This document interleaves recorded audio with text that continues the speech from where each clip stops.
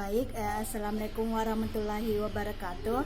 Nah, kembali lagi dengan saya Yuni Sulistiawati, mahasiswa PGSD Bone FIPUNM. Nah, di sini saya akan membahas mengenai uji validitas dan reliabilitas. Nah, adapun di sini yang pertama adalah konsep validitas dan reliabilitas.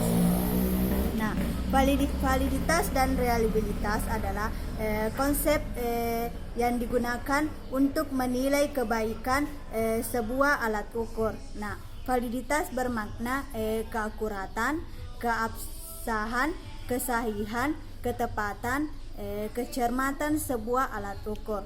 Nah, sedangkan sementara reliabilitas bermakna keajekan, kehandalan, kestabilan, konsistensi, keterpercayaan sebuah alat ukur. Nah, validitas menggambarkan seberapa baik alat ukur dapat mengukur. Nah, sementara reliabilitas menggambarkan seberapa baik alat ukur itu menunjukkan hasil yang sama. Nah, meskipun digunakan dalam kondisi yang berbeda atau digunakan berulang-ulang. Nah, contohnya itu meteran dikatakan valid.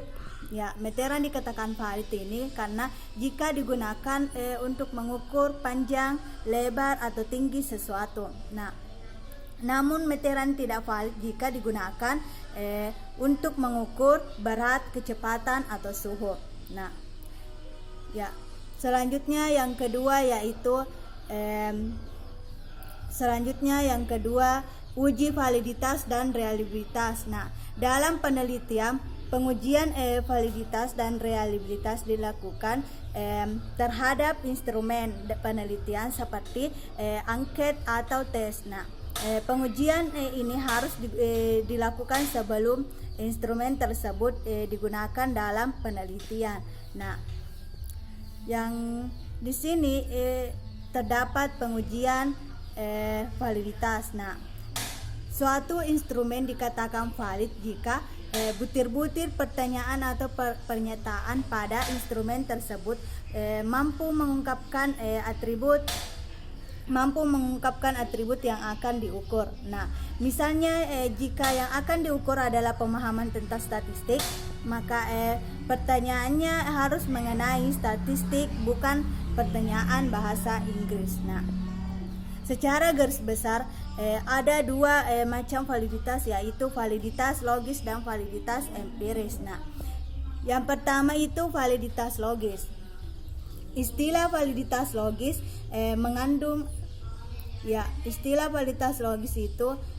mengandung kata logis berasal dari kata logika yang berarti penalaran.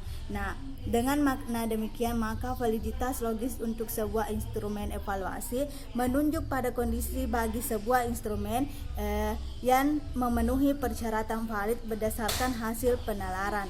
Nah, berdasarkan hasil penalaran. Nah, di sini ada dua macam validitas logis. Nah, yang dapat dicapai sebuah instrumen yaitu validitas isi dan validitas konstruk. Nah, yang pertama itu validitas isi. Nah, di sini sebuah tes dikatakan memiliki validitas isi apabila mengukur tujuan khusus tertentu yang mengajar yang sejajar dengan materi atau isi pelajaran yang diberikan. Nah, oleh karena itu materi yang diajarkan tertera pada kurikulum, maka validitas isi sering juga disebut validitas kurikuler. Nah, di sini yang kedua yaitu validitas konstruk. Nah, validitas konstruk di sini adalah suatu instrumen mempunyai validitas konstruk jika instrumen tersebut dapat digunakan untuk mengukur gejala sesuai dengan yang didefinisikan. Nah, misalnya untuk mengukur minat terhadap matematika, perlu didefinisikan terlebih dahulu apa itu minat terhadap matematika. Nah, demikian juga untuk mengukur kemandirian belajar siswa, maka perlu terlebih dahulu didefinisikan mengapa apa itu kemandirian belajar siswa. Nah, setelah konsep atau definisi itu diperoleh, selanjutnya disiapkan instrumen yang digunakan untuk mengukur minat terhadap matematika sesuai definisi. Nah, menurut Sutrisno Hadi tahun 2001 menyatakan bahwa jika memang bangunan teorinya sudah benar, maka hasil pengukuran dan alat ukur yang berbasis pada teori itu sudah dipandang sebagai hasil yang valid. Nah, namun demikian, walaupun secara teoritis dapat dikatakan sudah valid, pengujian secara statistik terhadap suatu instrumen tetap diperlukan. Nah, di sini yang kedua itu validitas empiris. Nah, istilah validitas empiris memuat kata empiris yang artinya pengalaman. Nah, sebuah instrumen dapat dikatakan memiliki validitas empiris apabila sudah diuji. Nah, sudah diuji dari pengalaman. Nah, sebagai contoh sehari-hari, seseorang dapat diakui jujur oleh masyarakat apabila dalam pengalaman dapat dibuktikan bahwa orang tersebut memang jujur. Nah, ada dua macam validitas empiris. Nah, yakni ada dua cara yang dapat dilakukan untuk menguji bahwa sebuah instrumen memang valid. Nah, yang pertama itu validitas atau maksudnya di sini ada sekarang. Nah, validitas ini lebih garis besar dikenal dengan validitas empiris. Nah, empiris sebuah tes dikatakan memiliki validitas empiris jika hasilnya sesuai dengan pengalaman. Jika ada istilah sesuai, tentu ada dua hal yang dipasangkan. Nah, dalam hal ini hasil tes dipasangkan dengan hasil pengalaman. Pengalaman selalu mengenal hal yang telah lampau, sehingga data pengalaman tersebut sekarang sudah ada atau konkuren. Nah,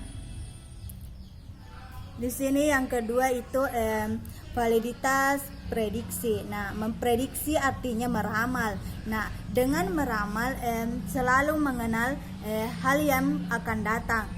Jadi sekarang belum terjadi. Sebuah tes dikatakan memiliki validitas prediksi atau ramalan apabila mempunyai kemampuan untuk meramalkan apa yang akan terjadi pada masa yang akan datang. Nah, misalnya saja tes masuk perguruan tinggi adalah sebuah tes yang diperkirakan mampu meramalkan keberhasilan peserta tes dalam mengikuti kuliah di mana yang akan datang. Nah, apabila calon peserta memiliki nilai tes yang tinggi, tentunya menjamin keberhasilannya kelak. Nah,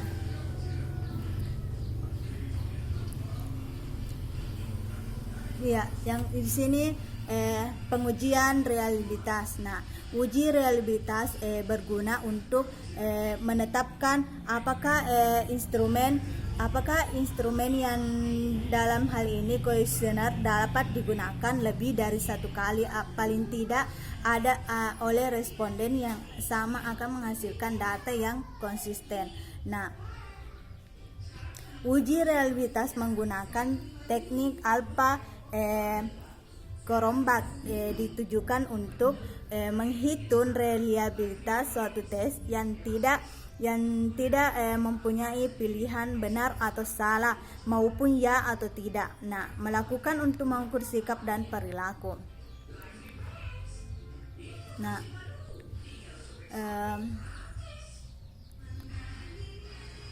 seperti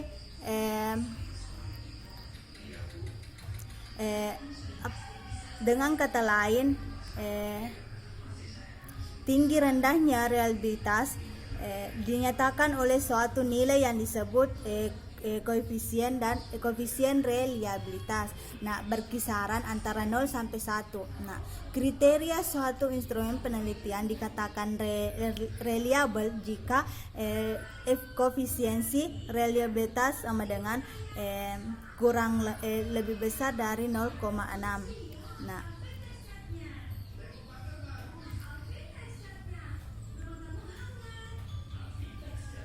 Nah, itulah tadi hasil pemaparan materi dari saya.